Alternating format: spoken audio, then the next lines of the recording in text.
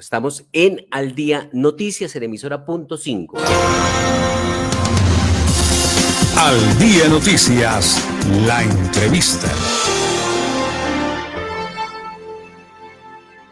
La entrevista en Al Día Noticias la hacemos con el alcalde mayor de Bogotá, Carlos Fernando Galán, quien por estos días está registrando los primeros 100 días de gobierno. Bienvenido al Día Noticias en emisora punto 5. ¿Cómo le va la vida, señor alcalde?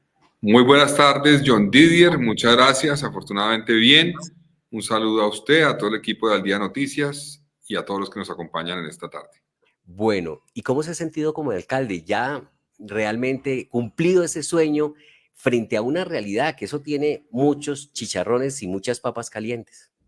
No, el sueño es estar aquí, obviamente, y poder cumplir a los bogotanos. Entonces, el sueño no es llegar, el sueño es poder cumplir, hacer las cosas que la gente está pensando que se pueden cambiar en esta ciudad, y en eso estamos trabajando. El sueño solamente estará cumplido cuando podamos dar los resultados que la gente nos pide. Se conoció la encuesta de Inbamer, donde miden el nivel de satisfacción con los alcaldes. No le fue tan mal, le fue bien, uno podría decir, tiene el 59%, aumentó la aprobación, pero también en ese mismo comparativo con el mes de febrero aumentó un poco la desaprobación. ¿Cómo recibe usted esos datos? No, pues mire, nosotros, esos son referentes importantes para medir un poco el impacto que uno está teniendo. Hay que tenerlos en cuenta sin lugar a dudas. Yo entiendo que la gente nos exija más, tiene toda la razón de exigirnos más, tenemos que dar más resultados. Yo no estoy contento ni satisfecho con lo que hemos logrado. Creo que hay pasos importantes, pero son insuficientes. Entonces, respeto mucho la opinión de la gente. Entiendo pues que esas encuestas reflejan precisamente lo que la gente percibe frente a lo que se está haciendo, y lo que demuestra es que tenemos mucho camino por recorrer todavía y tenemos que persistir, porque esto hasta ahora está empezando. Son los primeros 100 días de 4 años que esperamos produzcan los resultados que la gente necesita. Por ejemplo, que entreguemos el metro por fin, que Bogotá al final de nuestro gobierno tenga por fin la línea de metro construida, una promesa de más de 80 años que tiene Bogotá. Que tengamos, por ejemplo, un nuevo esquema de aseo, que cambie la forma como se manejan los residuos en Bogotá, para que le apostemos de verdad al reciclaje, que hayamos logrado concretar el inicio de la obra que va a cambiar, en cierta forma, de manera definitiva el río Bogotá, porque va a garantizar que se tratan todas las aguas que llegan al río Bogotá, la Petarcanoas. En fin, tenemos muchos grandes proyectos, en cierta forma, como deudas históricas que tenemos que entregar, y es nuestro compromiso, y creo que eso es lo que debe ser, en cierta forma, ante la medición que hagan los ciudadanos de nuestra labor. Dijo el presidente de la República, Gustavo Petro, seguramente usted lo escuchó anoche en la Feria del Libro, que por qué, si los embalses se venían reduciendo desde hace 3 años, no se construyeron políticas públicas para enfrentar este momento, para evitarlo seguramente. ¿Usted qué piensa de esa afirmación? Pues mire, John Didier, yo lo que estamos analizando es paso por paso en qué se hizo en cada tema en los últimos años en Bogotá. Nosotros recibimos la ciudad con un nivel bajo en embalses, inmediatamente cambiamos el agua, digamos, de donde la traíamos parcialmente, es decir, aumentamos lo que traíamos del sistema norte, el sistema Tibitoc del río Bogotá, en 3 metros cúbicos por segundo.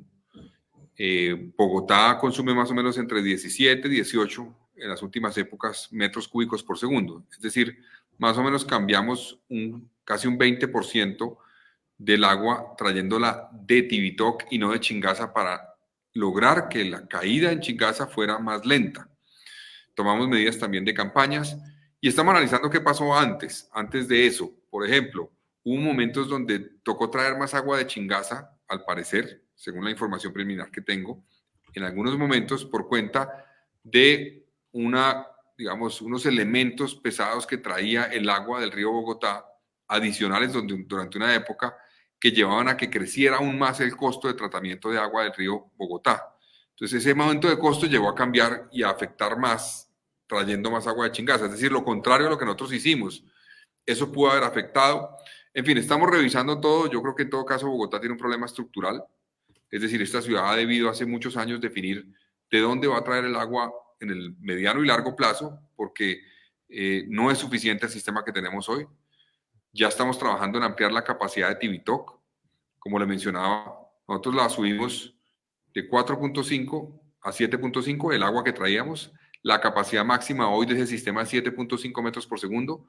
está en obra hoy, una obra que fue contratada por Enrique Peñalosa, hay que decirlo, pero que tuvo problemas después por temas de declarar desierta la interventoría, por prórrogas, etcétera. No está aún terminada y la recibimos con una prórroga para ampliar la capacidad de Tibitoc a 10.5 o inclusive 12 en picos metros cúbicos por segundo. Si logramos tener eso, que es casi 5 metros cúbicos por segundo más, la presión sobre el sistema Chingaza es muchísimo menor.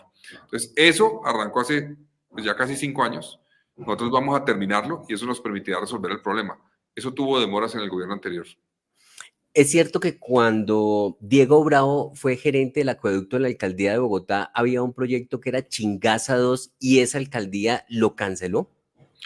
Bueno, ese es un proyecto que ha estado sobre la mesa hace bastante tiempo, efectivamente. Es un proyecto que tiene implicaciones ambientales y legales. Ambientales por lo que implicaría eventualmente hacer un nuevo embalse, una nueva etapa del embalse en el Parque Natural Chingaza. Eso tiene implicaciones, repito, ambientales y jurídicas. También hay estudios que indican que las precipitaciones en esas zonas van a reducirse en el futuro, lo cual indicaría que tal vez tendría déficit también a futuro en algún momento ese nuevo embalse. Entonces, es una que estaba sobre la mesa. Efectivamente, en el gobierno de Gustavo Petro se consideró que no había que hacerlo. Hay otra alternativa que no se ha materializado, pero que está sobre la mesa también, y es hacer inversiones en la cuenca del río Bogotá para ampliar eventualmente la capacidad de esa cuenca de darnos agua a Bogotá. Eso implica también ampliar la capacidad de la planta de Tibitoc, obviamente. Entonces, esa es otra alternativa que está sobre la mesa que a nosotros nos parece interesante. ¿Cómo va a ser el tema de las multas a quien despilfarre agua lavando el carro o la fachada del edificio? Le mandan una patrulla a la policía, hay que llamar, un vecino puede mandar un video, la multa le llega en el recibo del agua, ¿cómo va a funcionar eso? Bueno, a ver, tenemos dos cosas, John Didier. Por un lado, activamos la resolución de la CRA que permite cobrar un monto adicional cuando se pase del doble del consumo básico en Bogotá. El consumo básico en Bogotá es 11 metros cúbicos al mes. El doble de ese consumo, estamos hablando de 22 metros cúbicos. Quien se pase de 22 metros cúbicos al mes en Bogotá, por ese consumo adicional, se le va a cobrar más. Eso es una primera medida importante para que la gente sepa.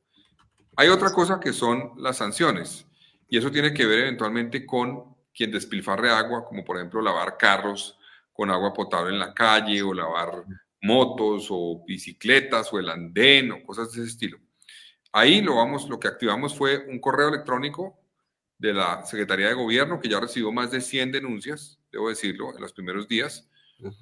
Un correo electrónico que es juntosporelagua@gobiernobogotá.gov.co.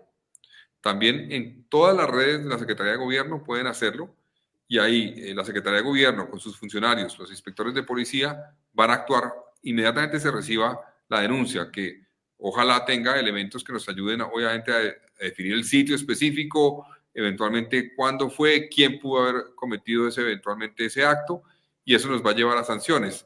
No tengo en este momento la cifra de las sanciones que se han definido en este momento, pero las denuncias son superiores a las 100 en los primeros 2 días. Correcto. Alcalde, 100 días de gobierno y hemos visto que incluso han puesto el acelerador para entregar obras, pavimentación, avenidas. ¿Qué balance le presenta a usted como alcalde mayor de Bogotá a los ciudadanos de estos primeros 100 días de gobierno? Bueno, hay varios temas que quisiera mencionar brevemente, John Didier. Primero, nosotros llegamos a poner la casa en orden y eso incorpora varios elementos. Uno, en temas de seguridad. ¿Qué es poner la casa en orden en seguridad? Empezar a organizar bien a los equipos que tienen que trabajar conjuntamente para enfrentar los problemas de seguridad. ¿A qué me refiero? Fiscalía, Policía, Ejército, Secretaría de Seguridad. Eso es fundamental. Nosotros encontramos en cierta forma como una lejanía entre las diferentes instituciones que era el escenario perfecto para que la delincuencia actúe. Segundo, nosotros involucramos a toda la administración. El tema de seguridad no es solamente un tema de la Secretaría de Seguridad, es un tema de todos los miembros del gabinete, y así lo entendemos. Entonces, ahí hemos avanzado con algunos resultados. Se redujo, por ejemplo, el hurto en Transmilenio en un 47% según las cifras Cietco, se redujo en un 33% en el sistema zonal, se redujo el hurto a comercio en más de un 45%. Nos aumentó la extorsión, hay que decirlo, nos aumentó, es una falla, tenemos que ser mucho más efectivos para enfrentar eso, y estamos trabajando con Gaula Militar, Gaula de la Policía y con la Fiscalía para ser más efectivos, facilitar la denuncia y actuar. Hemos capturado a 50 personas en casos de extorsión. Un número significativo de ellas ha sido en flagrancia. Tenemos que seguir avanzando. Capturamos, por ejemplo, los responsables del hurto en masa, de Starbucks, de Pecado Capital. Son responsables, al parecer, de 14 hurtos a comercio. La famosa banda que operó en esos días de enero y febrero particularmente fue capturada y desarticulada. Entonces, ahí vamos avanzando, pero nos falta mucho en seguridad y lo entendemos y lo aceptamos y vamos a profundizar. En vías, nos pusimos la tarea de intervenir 451.000 metros cuadrados de malla vial para tapar huecos. Superamos la meta, ya no llegamos a 451.000, sino a 507.000 metros cuadrados de malla vial y vamos a seguir haciéndolo. Vamos a mantener ese esfuerzo. Eso ha sido en las 20 localidades. Han participado 4.000 trabajadores, 1.500 en horario nocturno y vamos a mantener ese esfuerzo para seguir mejorando la malla vial porque nos falta muchísimo en malla vial todavía en Bogotá. Nos hemos puesto en la tarea de poner orden en las obras también, revisando cada una qué problema tiene, si son problemas que tienen que ver con articulación entre diferentes entidades, acueducto, IDU, ambiente o quien sea, para que se destrabe eso y se resuelva. O revisar cuando hay una responsabilidad del contratista y actuar en el marco de la ley para exigir que el contratista cumpla y cuando se pueda, sancionar. Eso nos ha permitido ya avanzar, activar algunas obras y vigilar las obras, también llegar a acuerdos con los contratistas cuando tenemos eventualmente dificultades para resolverlas. Por ejemplo, en la avenida Guayacanes, estaba prevista para entregarse a finales de junio, principios de julio de este año, ya se entregó, ya está en operación, eran 2 tramos de cerca de 5.4 kilómetros que faltaban. La avenida Boyacá en el norte, entre 170 y 183, esa vía la vamos a poner en funcionamiento con 4 carriles en el mes de mayo y con 8 carriles en total en el mes de septiembre. Eso va a ser fundamental. Entonces, obra por obra, estamos haciendo seguimiento con visitas sorpresa. Es parte del esfuerzo que mostramos en estos primeros 100 días, pero que vamos a mantener en los 4 años. Y finalmente, quiero mencionar una cosa. En la integración social, llegamos y no tuvimos ni un solo día de retraso en dar el ingreso mínimo garantizado. Es un beneficio a más de 300.000 familias que le estamos llegando en Bogotá. Lo mantuvimos, no permitimos que se atrasara y eso puede sonar un resultado secundario, pero no lo es, porque es garantizar que tenga la certeza quien recibe ese apoyo económico de la ciudad, que lo necesita por la situación que está viviendo, que lo va a recibir y lo está recibiendo sin demores. Capital Salud, ¿está de acuerdo en que sea gestora y ya deje de ser EPS? A ver, John Didier, esa es una discusión que surgió, pero miren, nosotros estamos actuando en el marco legal que tenemos hoy, ¿no? Ese marco legal implica que estamos hablando de una EPS del régimen subsidiado. Esa EPS fue sujeto de una medida de vigilancia especial en el año 2015. Esa medida duró cerca de 7 años hasta el 2022. Se levantó con un plan de mejoramiento que se ha venido cumpliendo, que en el mes de mayo termina. Y ahí se ha hecho un ejercicio por mejorar, digamos, todos los indicadores para garantizar que cumple lo estipulado en la ley, la EPS. Nosotros, además de eso, para avanzar precisamente en el cumplimiento de esos compromisos, se aprobó en la Junta del mes de febrero la capitalización por 92.000 millones de pesos para que cumpla las reservas técnicas. Es decir, la EPS no tiene problemas de cumplir eventualmente los pagos que tiene que hacer. Tiene problemas o tenía problemas para cumplir las reservas técnicas que exige la ley. Con la capitalización se cumplen esas reservas, se cumplen todos los indicadores financieros que tiene que cumplir para seguir operando y la vamos a defender y la vamos a cuidar. Ese tema de las gestoras, pues eso no está en la ley en este momento. Así no funciona hoy el marco legal colombiano en salud. Entonces nosotros estamos de acuerdo en resolver los problemas que tiene el sistema sin afectar lo que funciona. Y eso se lo mencioné al gobierno nacional. No podemos tener cambios en el sistema que dañen lo que funciona sin arreglar lo que no funciona. No. Nosotros creemos que hay que preservar y garantizar que lo que hoy funciona en el sistema de salud se mantiene, se mejora aquello que no funciona y garanticemos que el sistema cumple el objetivo de garantizar la salud de los bogotanos. Pero además le menciono una cosa. Nosotros lanzamos ya un nuevo modelo de salud para Bogotá que va a involucrar al sector privado y al sector público, a todos los actores. Aquí creemos que todos los actores tienen que jugar un rol en el sector salud. No es un tema de que el sector público trabaja solamente con la red hospitalaria del distrito, no, es con todos los actores. Y tiene un componente importantísimo este nuevo modelo y es una atención primaria, ojo, no solamente en salud, atención primaria social, y es entender la problemática en salud y por ende la solución en salud como una solución integral, donde todos los actores del distrito, estamos hablando de movilidad, de seguridad, de integración social, de educación, todos tienen un rol que cumplir en el modelo de atención primaria social que garanticen que no esperamos que la gente se enferme para darle una atención en salud, para resolver un problema de enfermedad, sino que actuamos previamente. Y eso nosotros consideramos se puede hacer en el marco legal vigente que tenemos en Colombia en salud. A propósito de salud, en la mañana de hoy se adelanta un debate de control político al tema de la salud y ha habido pronunciamientos de varios concejales, Fernando López, que es del Nuevo Liberalismo, María Victoria Vargas del Partido Liberal, donde dicen que la situación de la salud en Bogotá no está bien. Dice María Victoria Vargas, hechos de corrupción, politiquería, carrusel de contratos, sobrefacturación, malos manejos administrativos y financieros, entre otros. Dice, la salud de Bogotá está infartada. ¿Qué información tiene el alcalde mayor de esto? Nosotros tenemos unos retos en las subredes, efectivamente, y estamos trabajando para resolverlos. Es lo que recibimos básicamente, y entendemos que hay denuncias que vamos a revisar y que estamos revisando en cada caso para determinar si hay lugar, obviamente, a dar traslado a la autoridad competente, pero es lo que estamos haciendo en el marco de sectores, llegar a poner orden, porque en algunos casos denuncian a los concejales, puede tener un sustento, obviamente, y por eso lo tomamos muy en serio y vamos a actuar apoyando a los órganos de control y a la fiscalía cuando sea necesario para que actúen, sin lugar a dudas. Nosotros recibimos eso y estamos actuando para resolverlo.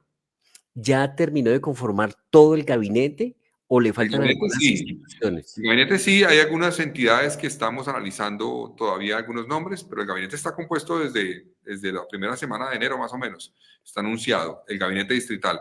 Hay algunas entidades que no hacen parte del gabinete, que no son secretarios, que hemos decidido mantener, otros que vamos a cambiar, lo haremos en los próximos días, pero ya tenemos el equipo. Ahora, esto es un proceso, John Didier.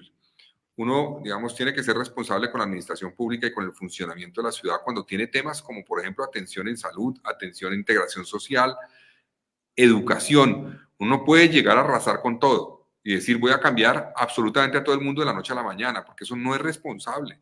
La administración pública no puede funcionar así. Uno tiene que valorar cómo puede tomar control de la administración y luego tomar decisiones a quién cambia definitivamente, a quién mantiene eventualmente. Y eso es lo que hemos venido haciendo de manera responsable. Hemos avanzado en eso. Todas las cabezas del sector, obviamente, hacen parte de nuestro gabinete y llegaron nuevos. Pico y placa. Pico y placa. John Didi anuncié hace unos meses, básicamente que había pedido a la Secretaría de Movilidad un estudio para analizar eventualmente qué cambios podía tener el pico y placa en términos de hacerlo más eficiente, tal vez conectarse con un pico y placa que fuera nuevamente en solamente hora pico.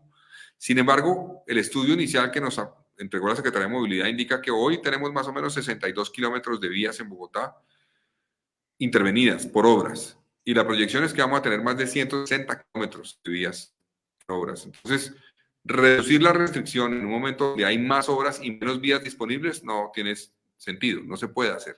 Entonces, no podemos modificar ahorita esa medida. Vamos a trabajar mucho en gestión del tráfico, muchísimo, en hacerle una guerra sin cuartel a los malparqueados en Bogotá, porque nos afectan muchísimo y particularmente en corredores como, por ejemplo, la Caracas. Todo el corredor de la Caracas, y me refiero no solamente a la vía de la Caracas, sino todas las vías alternas y aledañas de la Caracas, requieren de una intervención especial en la gestión del tráfico porque vamos a cerrar las estaciones de Transmilenio gradualmente. Arrancamos el 4 de mayo y lo vamos a hacer gradualmente, y eso tendrá un impacto no solamente en la estación como tal, sino luego en los carriles mixtos que se utilizan en esa vía. Esos carriles entrarán a ser utilizados por los buses de Transmilenio y por ende necesitamos intervenir todo el corredor oriental garantizando que la ciudad se siga moviendo. Es con gestión del tráfico e inteligencia que vamos a trabajar para mejorar la movilidad en Bogotá. Es usted siempre muy amable, señor alcalde. Hay una última pregunta que le quiero ceder a Margaret Ojalvo, nuestra compañera de la mesa de trabajo aquí en Al Día Noticias. Margaret, le escucha, señor alcalde Carlos Fernando Galán. Alcalde, primero que todo, un gusto saludarlo y que esté aquí con nosotros en Al Día Noticias. Siguiendo con esta línea del tráfico, porque yo tenía, y de la movilidad en Bogotá, yo tenía la pregunta del pico y placa, pero ya la contestó, pero ese pico y placa más adelante seguramente sí se intervendrá. Pero el tema que usted mencionó a continuación de los mal parqueados, ¿qué nos está pasando en Bogotá? Las vías que teníamos, que son vías de hace yo creo que 50 años, 40 años, no son muy nuevas porque no se han hecho nuevas vías, salvo casos como la 80 o la Cali. Están utilizadas hoy para ciclovía, para el vehículo, pero adicionalmente para parqueadero del distrito, parqueadero de Bogotá, que se paga por parquear.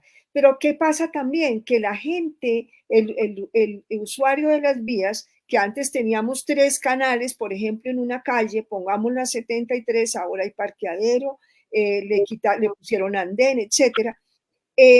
Pero la gente además se parquea en el otro lado, es decir, queda un solo canal. ¿Qué hacemos? Eso como importantísimo. Y segundo, los ciclistas y motociclistas que no cumplen las normas del tráfico, ¿por qué no nos metemos en cintura, alcalde? Bueno, primero frente al tema, Margaret, de los mal parqueados, sí, eso es un ejercicio que tenemos que hacer y nosotros ya hemos hecho 327 operativos de mal parqueados en estos 3 meses. Vamos a multiplicarlos, nos vamos a dedicar a eso, haciendo énfasis en zonas obviamente principales de movilidad, o corredores como, repito, como la Caracas, pero no solamente ese corredor, muchos otros.